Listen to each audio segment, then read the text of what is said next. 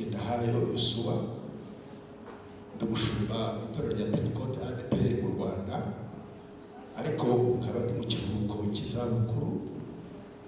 Naruhutse ku nshingano z'imirimo kubera hari imyaka tugeramo tukemererwa gufata retraite imyaka 65 kandi yujuje. Ndashimira rero Imana kuko twagiye muri retraite, ariko imirimo y'umuhamagaro turayikomeje kugeza igihe tuzaba tutakibasha guhaguruka aho turi. Ndabaha ntashyo z'umuryango wanjye, umufasha wanjye, abana banjye b'abasore n'inkumi. Umugoroba twasengaga babwira ngo basengere, bambwiye ngo bigera hano baramutse kwakira ntashyo rya Yesu. Ndagira ngo tudatinze kuko turugira umwanya ijambo ry'Imana rirerire n'umwanya wo kubaza bike nk'uko urubyiruko rwabisabye. Dusome ijambo ry'Imana ry'intego y'iki giterane. Nongeye kwishima kandi rwose kubana n'abashumba bagenzi banjye. Uriya mushumba wo muri Boscoya twabanye ari muri Restoration Church, ku cyangwa yagiye muri Boscoya. Abashumba ntitugira idini, ahantu hose umuhamagaro tujyanye niho tujya. Nishimiye kongera kubana n'abo bashumba, kandi nishimiye kubana n'uriya muvandimwe wanjye uvuye muri Congo. Uriya twabanye ndi umusore, ndi ingaragu ntarashaka, uriya mugore ni umusaza. Bariya nibo banyigishije ijambo ry'Imana, ndabubaha ndabakunda. Iyo nakumbuye ibiganiro bitavanze njya batumaho bakava muri Congo bakaza bakasanga tugasangira ijambo ry'Imana. Kera nyine umuyobozi ho naranabatumiraga mu itorero bakaza kumfasha gutanga ijambo ry'Imana. Anejejwe no kubona Pastor Sabamera wageze muri iki gihugu, kandi turacyaguha ikaze. Imana igumugisha. Ndagira ngo dusome, turasoma ahantu hatatu hatandukanye, tuhavuge mu buryo bugufi, tuhasobanura mu buryo buringaniye, kugira ngo tuze kureba ko mwagira icyo mubaza mushingiye kuri ibi byanditswe uko ari bitatu. Ndagira ngo babwire uwo ndi we. Nge ndi umushumba, ndi umubwirizabutumwa bwiza, ariko ndi n'umwigisha, ndi mwarimu. Ibi rero ngiye gukora singiye kubabwiriza, ahubwo ngiye kubaragira nk'umushumba, ariko mbigisha ijambo ry'Imana. Muranyumvise neza? Kandi munyemerere ubwo bampaye agatuti bampaye, mwe kunshikana muri iki. Nabaye mwarimu, nigisha primaire, nigisha secondaire, natanze n'amasomo muri kaminuza. Rero iyo ndi kwigisha nyungurikiye bamenye gutangurikiye. Ubwo muri kaminuza murabizi, twe twize kera bita abanyeshuri ba kaminuza ngo naba kasapari. Kasapari ni abanyeshuri b'ibirara. Muracyagira ibirara muri kaminuza? Biba. Twaya turi kubwiriza muri kaminuza y'u Rwanda, navuga ngo haleluya ngo waburaye, bakasubiza. Kandi muri abo basubiza nabi, uyu munsi wari dufitemo abapasitoro bari abakasapari, none uyu munsi babaye abashumba. Rero kwigisha niwo mwuga ngiye kubigisha, singiye kubabwiriza kuko barababwirije. Abari aha mwarakijijwe, ariko tugiye kwiga ijambo ry'Imana. Dusome Yesaya ibice 40 n'umurongo wa 27 tugire 31. Yesaya ibice 40 umurongo wa 27 tugire 31. Kugira ngo ntiharira umurindi, undi aramfasha gusoma urwandiko rwa mbere rwanditswe na Yohana ibice 2 umurongo wa 12 agera 17. Urwa mbere rwa Yohana ibice 2 umurongo wa 12 kugera 17. Ndaza gusoza rero gusoma Tito, urwandiko Paul yandikiye Tito ibice 2 umurongo wa 11 tugere 14. Dusome mu izina rya Yesu. Yewe Yakobo, Isirayeli, niki gituma wiganira ukavuga uti Uwiteka ntareba inzira zanjye, kandi ibyanjye Imana yanjye irabyirengagiza? Mbese ntiwari wabimenya? Ese urabyumva? Imana ihoraho, Uwiteka umuremyi w'impera z'isi, ntarambirwa, ntiruha, ubwenge bwayo ntiburondoreka, niyo intege abarambiwe, kandi utibashije imwongeramo imbaraga. Abasore b'imigenda bazacogora baruhe, n'abasore bazagwa rwose. Ariko bategereza Uwiteka bazasubizwamo imbaraga nshya, bazatumbagira mu kirere, bagurukisha amababa y'ibisiga, baziruka be kunanirwa, bazagenda be gucogora. Amen. Uwabonye urwa mbere rwa Yohana 2:12 uze gusoma nafashe gusoma Yohana. Niba kandi ntawe uhari ndasoma kuko ari soma.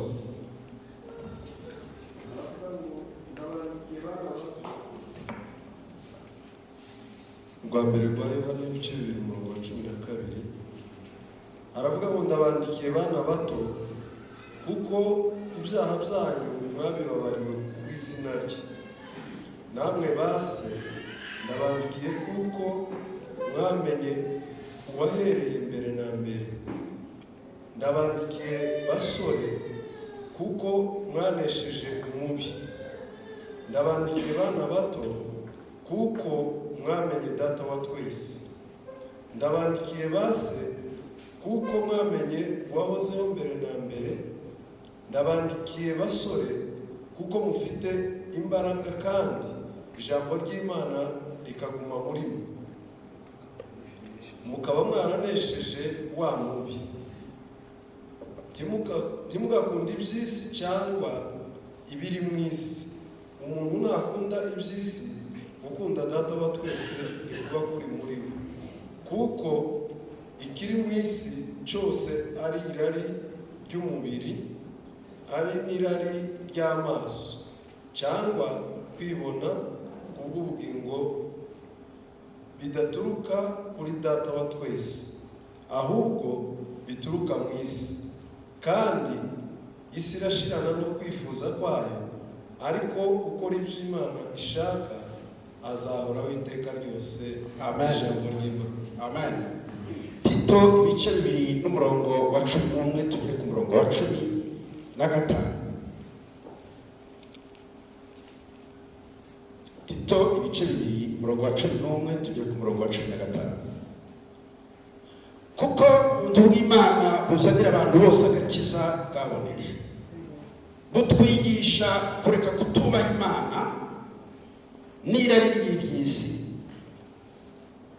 bukatwigisha kujya twirinda tukiranuka, twubaha Imana mu gihe cya none, dutegereje ibyiringiro by'umugisha, ari byo kuzaboneka k'ubwiza bwa Yesu Kristo, ari we Mana yacu ikomeye n'umukiza, watwitangiriye kugira ngo aducungure mu bugome bwose, kandi yuhagirira abantu be kugira ngo babe ubwoko bwe bwite, bugira ishyaka ry'imirimo myiza.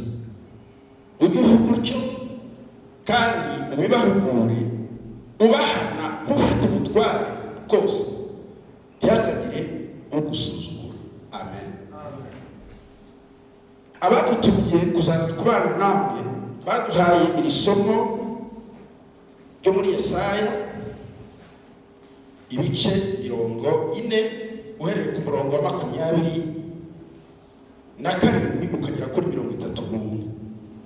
Nagize umugisha, iri teraniro ririmo urubyiruko rwinshi, ariko ririmo n'abantu bakuze, kandi nabonye harimo n'urubyiruko ariko rukiri ruto. Itorero, ubwoko bw'Imana, bubamo abantu b'ingeri zose. Iki gice cya Yesaya 40, ubuhanuzi bwa Yesaya bugirwa n'ibice bibiri, kuva ku gice cya mbere kugera ku gice cya 39. Ngo ndi kubakopeza, ndi kubigisha, cyakora ntimwishyure, ntimwunyishyure rwose, ndabigishije ubu.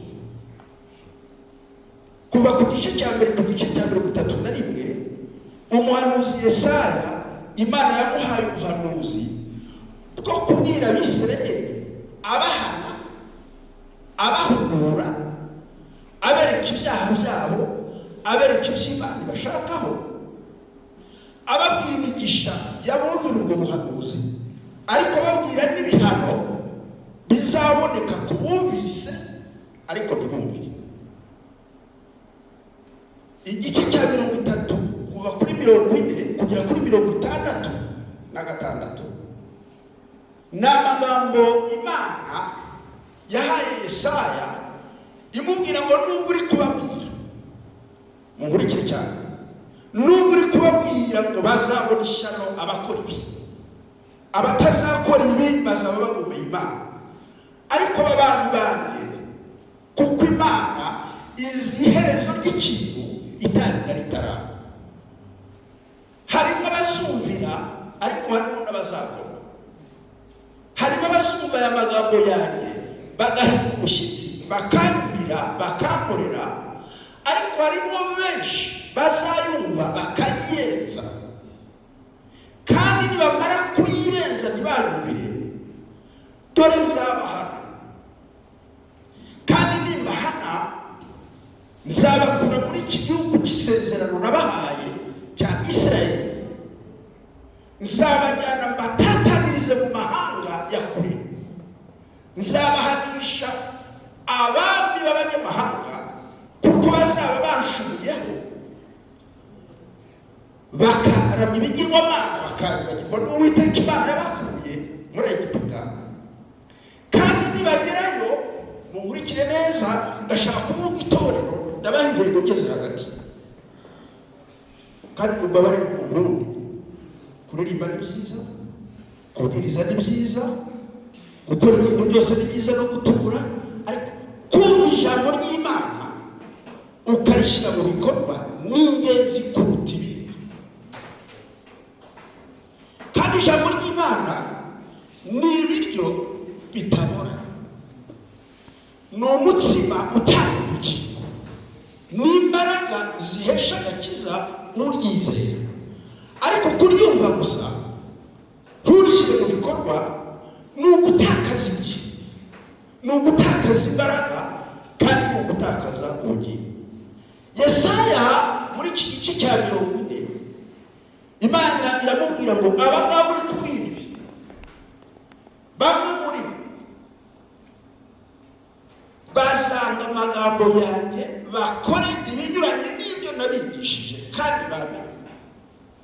Nibarangiza rero nzabahanisha kubatangara kugeza igihe nzabajyana mu mahanga ya kure ahitwa Babiloni. Baraminuje ubu ntabwo muri kureba intambara za Isirayeli na Irani, Siriya mureba ni intambara zahanuwe mu byanditswe, nta kizatuma zitabaho kuko byavuzwe n'Imana, ariko ni ikimenyetso cyerekana uko Imana ishyigikira ijambo ryayo kuva mu itangira kugera mu iherezo. Irababwira ngo nimara kubatatanya bageze iyo bazagira agahinda, bazagira ibyago byinshi. Yaboneka mu ndebe mwe kureba muri Bibiliya, mu ndebe mukurikire. Nibamara kugira ibyago byinshi nzabereka ko ibyo bakoze ari bibi, mbahanishe uwo mwami w'i Babuloni, kandi kizabereka ko nabahanye ubibabwire hakiri kare, nibisora nibwo bazayibuka, maze muri abo nibanyibuka bakanyambaza bakantakira bari mu mubabaro wabo n'igihano cyabo, nzabumva ndi mu ijuru, nongere mbagarure mu gihugu cyabo, ibyo nashenye nongere byubake, bongere bambere Imana ubwoko, nanjye mbabere Imana. Aza kubabwira rero iki gice cya 40, ariko cyari igice cyerekana uko Abisirayeli nibamara kugera aho ngaho batataniye ukuntu bazaba bavuga. Iki gice cya 40 ni ijambo ry'ihumure. Bakomeze mukunde gusoma ijambo ry'Imana, mukunde no kuririmba, ariko mukunde ijambo ry'Imana kuruta uko mukunda kuririmba. Baranyuma rubyiruko, kuririmba ko ngiye gutana. Kuririmba ni ikintu gikorerwa mu gice kimwe cy'umuntu bita ari. Kuririmba ni ikintu gikorerwa hagati mu marangamutima. Niyo mpamvu abantu baririmba barishima kuko amarangamutima yabo arakora cyane. Ariko iyo umuntu yumva ijambo ry'Imana, umurikira rubyiruko, ijambo ry'Imana iyo rije ntabwo rihabutse amarangamutima, ahubwo ryo ni inkota, iraza rikakubabaza kuko riragucyura, rikakwibutsa ibyaha byawe kandi udashaka ko babimenya. Ijambo ry'Imana rikubwira ko Imana izaguhana, ntabwo rero wavuga ngo amena kandi wumva kuzahana. Ijambo ry'Imana ryo rije riza ari inkota, riza ari umuriro, rimwe na rimwe rikaza ari inyundo. Nigeze ngira ibyago ni mu mahanga, abantu bitwa abamayimayi bashingiye bagubita ishoka, baragusha bagubita ka gatsitsi k'ishoka hano muri iyi mashwari goshe, maze uyu musaya uramanuka. Namaze igihe umusaya ukuka bakawusubizamo. Wibaze rero kugira ngo umuntu agukubite ishoka. Ijambo ry'Imana ni ishoka, rirakwasa. Iyo rero rije iteka ryose ntabwo rizana amarangamutima, ahubwo rizana ubumana no kwera kw'Imana. Kandi wowe uri umunyabyaha n'umunyantege nke, rikagutoneka, rikaguhondagura, rikagukonjagura, ryarangiza rikongera rikakubaka, rikagufunyanga, rikakurema, rikakugira nk'uko Imana ishaka. Iyo mpamvu ijambo ry'Imana ni ryiza cyane ko ritugeza nk'uko Imana ishaka. Ababisirayeli rero baza kwanga kumva ijambo ry'Imana, kandi bari barizi, bakomoka kuri Aburahamu, bakomoka kuri Yakobo, baragenda. Nibo bantu bagize umugisha wo kwitwa abantu b'Imana mu mahanga yose yo mu isi, nibo bitiriwe Imana.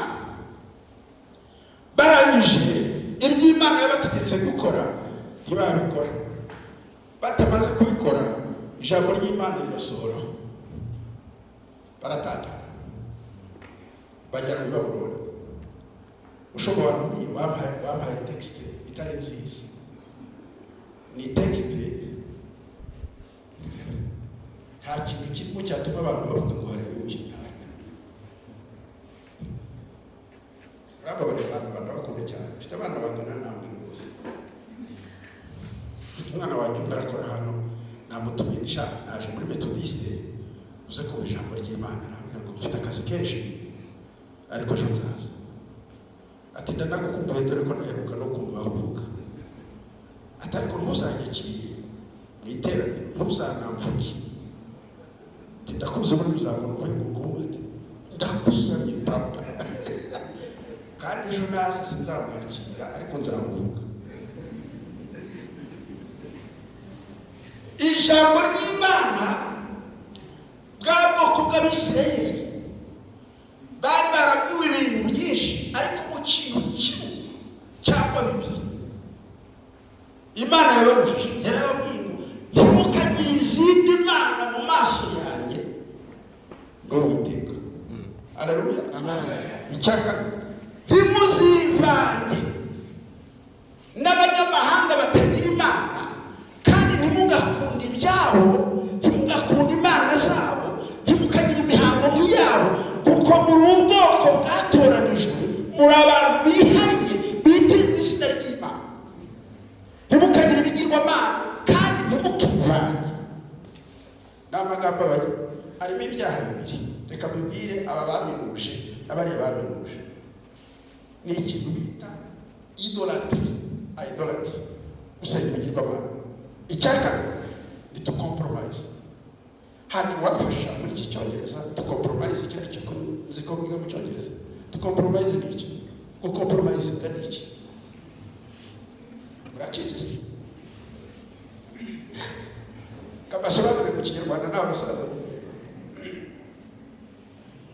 Niba Abisirayeli bari barabwiwe ko batica umunsi w'isabato, kandi ntibarongore abanyamahanga badahusha ubwenge, badahushe Imana, bagerayo bagafata imico y'aba banyamahanga cyaha bari bakompromisinze. Reka mbabwire mu Kinyarwanda kugira ngo turebe ko twafashanya. Ubundi Abanyarwanda turi imfura. Ikinyarwanda cy'ubupfura ntabwo ari icya Bibiliya, ni Ikinyarwanda cy'Irwanda. Kandi no muri Bibiliya harimo iki? Ubupfura. Ubundi Umunyarwanda mu muco wacu n'Umunyarwandakazi mu muco wacu, nta Munyarwandakazi wambara ubusa, bambara neza. Ndabeshya? Nabonye mama, nabonye na mukaka nyogokuru, ntabwo nigeze mbona mama yambaye utigeze, ariko ubu twarakompromisinze ku buryo ureba Umunyarwanda ukabaza ngo mbese uyu ni Umunyarwanda. Shatse kubabwira ati compromise icyo ari cyo ni ukwiga imico itari iyayo. Noneho itorero rero Ababisirayeli bari barabwiwe muzabe nk'uko ijambo ry'Imana rimeze, kandi muzagira imico mukomora muri Bibiliya, kandi muzasenga Imana Yehova, ntimukagira izindi mana musenga mu maso yanjye n'Uwiteka rero. Bakora ibyaha bibiri: basenga ibigirwamana, basenga Baali, basenga Ashera, basenga Ashitorati. Baragenda bapfukamira ibigirwamana. Mumbabarire bana banjye, nongere mbabwire kugira ngo mwumve aho itorero tujya. Bamaze gusenga ibyo bigirwamana, Imana irahaguruka ihagurutsa abahanuzi batandukanye barimo na Yesaya, irababwira ngo ibyo mukora si byiza, kandi nimutabireka Imana izabasozaho wa muvumo wo mu Gutegeka kwa 2:28. Barangije kubabwira abahanuzi ngo ntimukaduhanurire, ntimuzongere kutubwira ibigiye. Turashaka gusa n'abandi bantu, turashaka gusa n'abandi banyamahanga, turashaka kugira abandi nk'abanyamahanga, turashaka kwigenga. Ibyo Uwiteka tubwira aratubuza uburenganzira bwayo. Turashaka gusa n'amahanga adukikije. Barabikora imyaka yewe, baragenda barongora Abamori, barongora Abamowabu, barongora abanyamahanga, barasambana, basenga ibigirwamana, bapfukamira Imana, bafata abana babo babacisha mu muriro, bigana imico itari imico y'Imana, bigana imico y'abanyamahanga bari babakikije. Imana irarakara, irabakubita. Icyambere yabakoreye n'iki? Yarababwiye ngo nubwo mujya mugenda muvuga ngo twitirirwe izina ry'Uwiteka. Bakundaga urusengero, babaga mu rusengero, bagiraga bari mwarambirwa. Ndacyari ku murongo ku gice cya mbere. Barangije ngo bajyaga bavuga ku munsi w'isabato ngo bakagenda batonze umurongo no ku rusengero rwubatswe na Salomo mwene wabo, bakajya bavuga dore urusengero rw'Imana yacu. Imana yacu ni imwe, Imana yacu ni Yehova Shekina. Bakagenda birata urusengero ariko barusambaniramo, bakavuga Imana ya Isirayeli kandi batakiyisenga.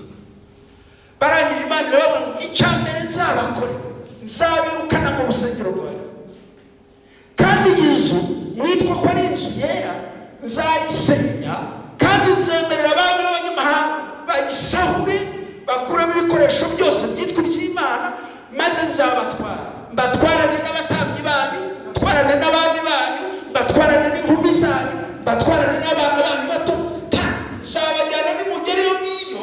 Iki gitabo kiravuga nimuramuka mu Siyoni ntimuzongera gusenga, ntimuzongera kuririmba. Byabasohoyeho kugenda Nebukadinezari yategekaga i Babuloni. Bagezeyo mushumba, barangije ko abanyamahanga bakajya baza kubashima. Shaka reka muririmbe ubutumwa bwiza bugezweho, ariko kera ntabwo ari byari bigezweho. Ngo bakazakamura ati yewe bwoko bwa Isirayeli, nimuze muturirimbire za ndirimbo z'iwanyu Siyoni mwaririmbaga ku minsi mikuru. Ngo bakabasubiza twaririmba dute indirimbo z'i Siyoni turi mu gihugu cy'amahanga? Inanga zacu twarazimanitse, ibyaha byacu byatugejeje aha ngaha, ntabwo tubasha kuririmba ku ijambo ry'Imana ritemera ko turirimba. Niho Bibiliya zaburi y'137 bayanditse bavuga twicaraga ku migezi y'i Babuloni tukarira twibutse Isiyoni. Intanga zacu twari twarazimanitse kandi twari twarishwe no gukobwa n'abanyamahanga batubwira ngo tubaririmbire tutabasha kuririmba. Ariko bahagaze, ndashaka kugira ngo ngaruke bahite ngo bakicara. Ariko muri abo ngabo harimo abasaza, harimo abasore, harimo urubyiruko, harimo abahunze ari abatambyi, harimo abagiye ari abana b'abahanuzi babaga i Babuloni bari aho babundamye. Muri icyo kinyarwanda babundamye nta burenganzira bagira bwo kuvuga ijambo ry'Imana. Ariko abimutse, abagiye batuza Imana mu mitima, barazirikanye ijambo ry'Imana, bararibitse mu mitima, nubwo bagiye bajyanye n'abandi, ariko hari abantu b'Imana bubaha Imana kandi bakunda Imana bakayubahisha no mu gihe kibi. Barimo abasore bato, barimo abasore, barimo umusore umwe ntibagirwa witwaga Daniyeli. Yahunze ari umwana w'imyaka 16, ariko yari yarahunganye ijambo ry'Imana mu mutima. Haleluya, amen. Ndashaka kubabwira iyi teme ko aho bageze, Daniyeli aho yari ageze i Babuloni, umwami wari umwami wa Isirayeli wari waracumuye ku Mana agahemukira Imana, bamunogoyemo amaso. Ageze n'abahungu be babonogoramo amaso. Daniyeli nawe agenda kuko yakomokaga mu miryango y'abami n'abakomeye. Ariko bagezeyo, Daniyeli arakomeza yubaha Imana. Umunsi umwe baramubwira ngo wakwemera twaguhaye poromosiyo, bamuha buruse yo kujya kwiga muri kaminuza ikomeye ya Babiloni. Babiloni icyo gihe yari imeze nka Leta Zunze Ubumwe za Amerika niho hari ubwenge, niho hari ubutunzi. Umwami w'i Babuloni yategekaga isi, yari afite ibihugu 120 ategeka, yari supapa. Arabagura muri ba bana bahunze bavuye mu miryango ikomeye y'abami n'abatunzi, barabaguramo abahungu barimo Daniyeli na bagenzi be, babaha buruse yo kujya kwiga imico y'i Babuloni, ubwenge bw'i Babuloni na leadership y'i Babuloni. Bahageze, Daniyeli baramubwira bati kuko bagize amahirwe bakagutombora, wemerewe kujya kurya umwami aryaho, kandi ubona vino umwami anywaho. Mbega poromosiyo we wayiguha wararubuze. Aho wayo umwana wanjye nk'ubu nkagira amahirwe umwana wanjye yabonye poromosiyo yo kujya kwiga Harvard, naranirwa Imana icyubahiro. Basigaye bamuhamagaye, bagize amahirwe yagiye muri Amerika, warabye Imana yari yarabitubwiye, uzamurebe n'avayo niho uzamenya ko ari Imana yabivuze. Agenda ari umuntu w'Imana akagaruka yitera inshinge za draga. Agenda ari umwana wa pasitoro adafite Imana akazagaruka mu mujyi. Agenda yahawe poromosiyo agataha iwabo aho gutaha akorera igihugu.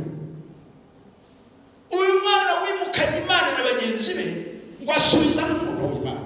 Barasubije gusa baravuga ngo yewe ntimwumve ibyo kurya by'ibwami, ntimwumve na vino y'umwami, nta rasiyo y'ibwami ishaka, ahubwo mungerageze mwumve ibishyimbo, mwumve n'imboga rwatsi.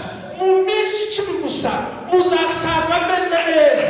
Muzi icyo yaravuze ngo yewe ntabwo narya, ntabwo nanywa umusa w'umwami, kuko ibyo bagaburira abandi b'i Babuloni baba baje kwiterekereza Imana z'i Babuloni. Daniyeli niyo mpamvu yavuze ngo kandi abazi Imana yabo, ko mutansubiza bimuhaza, kandi abazi Imana yabo mu bihe bikomeye n'ibihe bibi bazagira bati bazakomera mu kwizera, nibarangiza bahamya Imana bakora iby'ubutwari. Niyo mpamvu bageze ku gice cya abantu bariheba pe. Muzi ikintu cyabihebesheje ni circonstance z'ubuzima. Umukristo abaho mu bihe byiza kandi akabaho no mu bihe bibi. ntabwo ari ku cyumweru, ubukristo ntabwo ari muri korali, ubukristo si uko nambaye ikoti, ubukristo si uko nitwa bisho, ubukristo ni umukristo mu bihe byiza n'ibihe. Barangije bahageze rero ibihe birabahe, baratangira bavuga ngo ni ukuri Imana yaradutaye. Niko twasomye kuri 27. Imana yirengagije inzira zacu, ibyacu ntabwo Imana ibyitaye. Ni gute Imana yaba ari Imana ya Isirayeli? Ni gute bya bitangaza batubwiye byo kuba mu Egiputa? Ni gute amateka avuga ko twitirirwa Imana ikaba yaratubyeje aha? Baravuga ni ukuri Imana yaradutaye, Imana yirengagije ibyacu. Reka nihute babwire impamvu y'imihigo y'iki giterane. Haravuga ngo Imana yiteguye guha imbaraga itorero ryayo mu bihe byose. Niyo teme y'iri jambo. Imana yiteguye guha imbaraga itorero ryayo mu bihe byose. Mu buryo byose. Genda uwo mukirisitu. Hagira uvuga agakurikira. Nzahora ndiwe mu bintu byose, ngeze no kuguma. Genda uwo mukirisitu mu ntebe y'abo bantu. Hora ndiha nawe igihugu cyose cyabivamo kikanseka. Genda uwo mukirisitu nzahora ndiwe mu bintu byose, nawe igihugu cyose cyanseka. Hari abantu bakunda ubukirisitu ari uko bushimye, haba harimo icyubahiro n'agafaranga bagatendereza. Imana yabakenesheje bakayipfuma. Imana iravuga ngo yewe Isirayeli we, yewe Yakobo we, utangiye kuvuga ko nagutaye. Ntabwo nagutaye. Iravuga ngo mbese ntabwo urabimenya, nta n'ubwo urabyumva. Ni mu bintu yamubwiye ariko ngiye kuvugaho mu magambo make. Iramubwira ngo Imana ihoraho. Haleluya. Amen. Nta circonstance z'ubuzima, mumbabarire gukoresha igifaransa, nta bihe by'ubuzima bituma Imana itaba Imana. Muyicyubahiro. Nta bihe bibaho bituma Imana ihinduka. Imana ihoraho, ni eternel, ntigira itangiriro, ntigira iherezo. Icya kabiri, Imana ni umuremyi w'impera z'isi. Mwumvise icya mbere, Imana ihoraho. Icya kabiri, Imana ni umuremyi w'impera z'isi. Yewe nabukiye muri Kongo Kinshasa, igihe kigeze tutaha mu gihugu cyatugiye mu Rwanda. Ntabwo Imana twayisize imasizi, kandi tugeze mu Rwanda iwacu mu gihugu Imana yaduhaye. Imana iracyari Imana. Twavuye muri Kongo dutaye inka n'ibikuyu, nambutse umupaka wa Kongo hariya mu Birere piyeni, nta na kambabiri nari nambaye. Ariko Imana yari iri mu mutima. Ntabwo Imana ikurwa mu mutima wawe kuko nta nkweto wambaye. Nta n'ubwo Imana yakuvamo kuko wabuze minerval. Imana ihoraho muri wowe, kandi ihoraho mu mpera aho wajya hose. Imana ihora ari Imana. Mbere urabyumva? Uwiteka ahoraho ni umuremyi w'impera z'isi. Ni ukuvuga ngo ntabwo Imana ibeshejweho n'ibihurimo. Ku manywa niyo, nijoro niyo, dukize niyo, dukennye niyo, turwaye n'inzima, dupfuye niyo, badufashe niyo, badusuzuguye niyo. Ihora ari Imana, kandi ahantu hose wajya n'ibibazo wajyana nabyo Imana wayisangayo. Kandi Imana ijyana n'umuntu wayo kugera ku mpera. Niyo mpamvu yabwiye abigisha ngo dore ndi kumwe nawe uhereye none ukazageza ku mpera y'ibihe, nzakomeza kuba Imana yanyu. Kandi n'ibyo nurabyo ntabwo bibizi. Reka ngaho mukoreye umugisha uze gusoma mu Cyongereza bitandukanye no mu Kinyarwanda. Haravuga don't you know, ntabwo ari do you know, ni don't you know. Babita mu Gifaransa rhetorical question, mu kuvuga ngo yari kubabwira ibi babwira murabizi nuko ibihe byabahinduye. Ntimubizi ko ndohora, ntimubizi ko Imana umuremyi wanyu. ntimuzi amateka yanjye kuva mu Egiputa, ntimuzi amateka yanjye ku nyanja itukura, ntabwo muzi amateka mwabwiwe na ba sogokuru. Niki gitumye muvuga ko nabataye kandi njyewe ndi umuremyi w'impera z'isi, ndi Imana y'Aburahamu ariko ni n'Imana yanyu, ni n'Imana kuzageza ku ngaruka y'ibihe.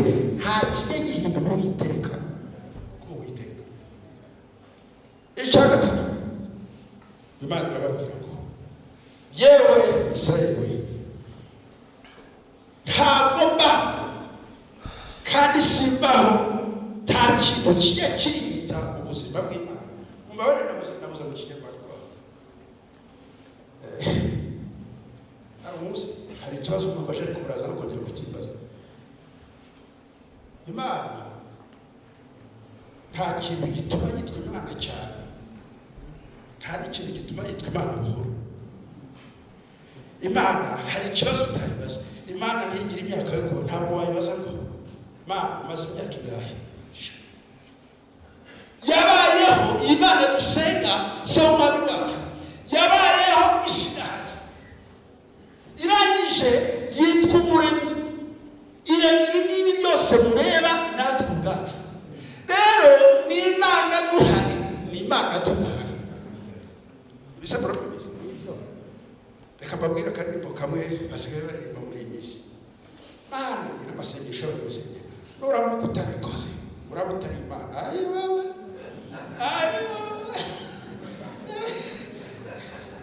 Mana bikore, nutabikora uraba utariyo, nta kibuza kubayo. Yabikora ikabayo, itabikora yaba ntitinda, ntikererwa, kandi ikoze ibikoze ku gihe cyayo. Ntigendera kuri kalendari y'umwaka, ntireba amasaha yije gukora, ikora ku gihe cyayo, kandi kikitwa right time. Umuremyi w'imiremyi ntabwo arahindurwa n'ibihe. Icya gatatu iramubwira ngo yewe Israeli, ndagira ngo mubwire ikintu gikomeye cyane. Icya mbere, njyewe ndi umuremyi, ndema impera z'isi. Iri jambo baryita souverainete. Nagize amahirwe mbona abantu bizi souverainete ni iki, ariko bashushe ntiwafashe nawe nabonye. Iyo babuze Imana ni souverain, babuze iki? Imana irihagije. Imana irihagije, irihagije. Muzi iyo babuze Imana ni souverain, icyo bashaka. Icyo Kinyarwanda ntabwo cyaho muri Bibiliya. Bajya bagerageza kuvuga ngo Imana ufite ubudahangarwa. Ubudahangarwa ni iminite, ariko souverainete murebe uko Imana imeze. Yarahagaze muri vide, isi idahari, ijuru ridahari, ntumbaza aho yabaga hitara ribisije ngo kandi irangira irahagarara. Muzasoma Itangiriro igice cya mbere n'umurongo wa mbere, ngo irahagarara irangira irabaho nuko umucyo ubeho, umucyo uraza. Ngo irangira irabaho ngo mazi baho, ngo amazi ntabwo nzi aho yabaga. Irangira irabaho ngo kandi habeho ubutaka ngo burarema. Irangira irabaho ngo kandi ubutaka n'amazi bitandukanye. Irabirema, ibirema out of nothing, yabiremye nta gishinge. Ubu bajya batubeshya ngo bakoze interinete, bakoze iki, bahereye kuri matière première y'Imana yashyizeho. Yo rero yaremye ex nihilo, niko babyita mu gihe burayi. Yaremye ibintu mu busa, biravuga ngo hari ijambo gusa ryayo rikarema. Ni ku isi muyireba, ni ku ijuru murireba. Irangije kandi iravuga ngo habeho umucyo kandi habeho n'umwijima. Burangije itanga itegeko kuko irisumira iravuga ngo umucyo utandukane n'umwijima. Mu mucyo witwa amanywa, ijoro ryitwa ijoro. Umwijima w'ijoro naho tugerageza gucana amatara, ariko amanywa ni amanywa, n'ijoro n'ijoro. Nta muntu uzigera abwira amanywa ngo bijoro, nta n'umuhanga uzabwira ijoro ngo bamanywa, kuko byavuzwe n'akanwa k'Imana ya Bibiliya. Imana ni umuremyi wihagije, ibyo ikora ibikora ku bushake bwayo, nta n'uwayibaza ngo urakora iki. Nigeze nsenga mbabaye, ibihe bibi byageze, ndagenda mbwira Imana nti nudakora iki kintu kimbabaje unyice. Ndagenda njya gusenga ku ruzi runini rwitwa Rushoga, abahungiye muri Kongo baba bahagaze urahazi. Nagiye kuri Rushoga wacu n'Ikironko, hagati ya Buguri na Kironko zacu z'abagari ku mazi, ndamanuka njya mu ishyamba. Imana ubikore cyangwa unyice, iranyihorera. Mari minsi 5 ntarya nawe akanwa karagaga, Imana ntiyanyica na cya kindi ntiyagikora, irakomeza iranyihorera. Yaje kuzagikuraho hashize imyaka 20, ndangije ndega amaboko n'abandi warakoze kutanyica, iyi migisha nari kuzayigeraho ryari yonza gupfa. Imana igushubije uko usenga ntabwo wabaho.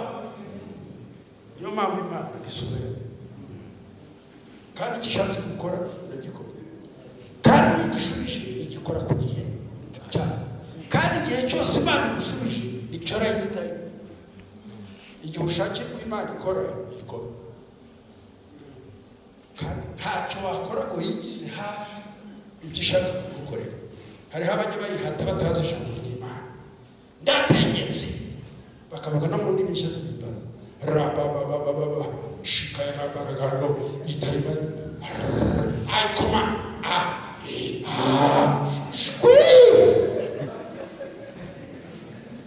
Imana nivuga bikaba, yategeka bigakomera, kandi igiye gukora ikora mu gihe cyayo, kandi igihe cyayo gitandukanye n'igihe cyayo. Niyo mpamvu ntabwo isi Imana ihoraho, ni umuremyi w'imbere y'isi. Umva qualification ze, ntiruha, ntirambirwa, ntigira amanywa, ntigira ijoro. Hari nasenze ndarira ndabona buriya yayumvise tu, ntashaka kugira ngo ugire ikikora cya kindi kibi gikuba kabiri.